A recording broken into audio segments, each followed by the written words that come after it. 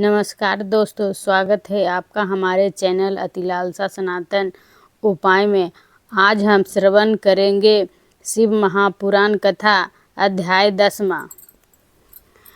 अध्याय 10। श्री हरि को सृष्टि की रक्षा का भार एवं भोग मोक्ष दान का अधिकार दे भगवान शिव का अंतर्ध्यान होना। परमेश्वर शिव बोले, उत्तम व्रत का पालन करने वाले हरे विष्णु, अब तुम मेरी दूसरी आज्ञा सुनो। उसका पालन करने से तुम सदा समस्त लोकों में माननीय और पूजनीय बने रहोगे।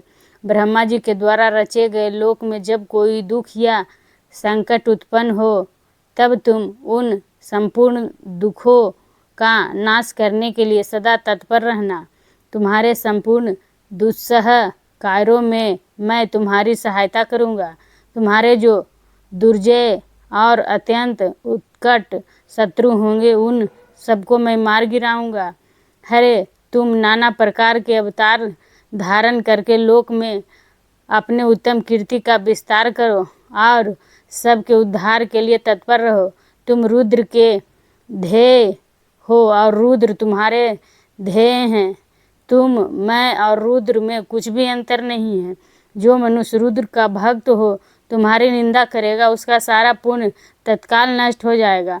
पुरुषोत्तम विष्णु, तुमसे द्वेष करने के कारण मेरी आज्ञा से उसको नरक में गिरना पड़ेगा। यह बात सत्य है, इसमें संशय नहीं है।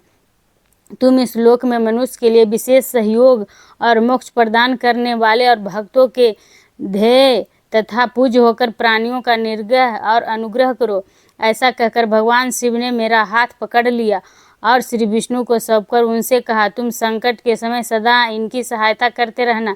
सबके अध्यक्ष होकर सभी को भोग और मोक्ष प्रदान करना और सर्वदा समस्त कामनाओं का साधक एवं सर्वश्रेष्ठ बने रहना।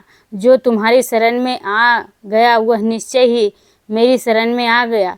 जो मुझ में और तुम में अंतर समझता है वह अवश्य नरक में गिरता है। ब्रह्मा जी कहते हैं, देवर्षि नारद, भगवान शिव का यह वचन सुनकर मेरे साथ भगवान विष्णु ने सबको बस में करने वाले विश्वनाथ को प्रणाम करके मन स्वर में कहा। श्री विष्णु बोले, करुणा सिंधु जगन्नाथ शंकर, मेरी यह बात सुनिए। मैं आपकी आज्ञा के अधीन रहकर यह सब कुछ करूँगा। स्वामी, जो मेरा भक्त होकर आपकी निंदा करे उसे आप निश्चय ही नरकवास प्रदान करें। नाथ, जो आपका भक्त है वह मुझे अत्यंत प्रिय है। जो ऐसा जानता है उसके लिए मोक्ष दुर्लभ नहीं है। श्री हरि का यह कथन सुनकर दुखहारी हर ने उनकी बात का अनुमोदन किया और नाना प्रकार के धर्मों का उपदेश देकर हम दोनों के हित की इच्छा से हमें अनेक प्रकार के वर दिए।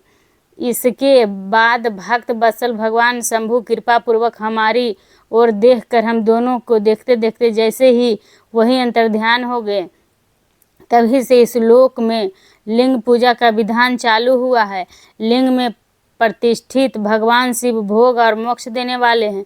शिवलिंग की जो वेदी या अर्धा हैं वह महादेवी का स्वरूप है और लिंग साक्षात महेश्वर का लय का अधिष्ठान होने के कारण भगवान शिव को लिंग कहा गया है, क्योंकि उन्हीं में निखिल जगत का वास होता है। महामुनि, जो शिवलिंग के समीप कोई कार्य करता है उसके पुण्य फल का वर्णन करने की शक्ति मुझ में नहीं है। इस तरह अध्याय 10वां पूरा हुआ। हर हर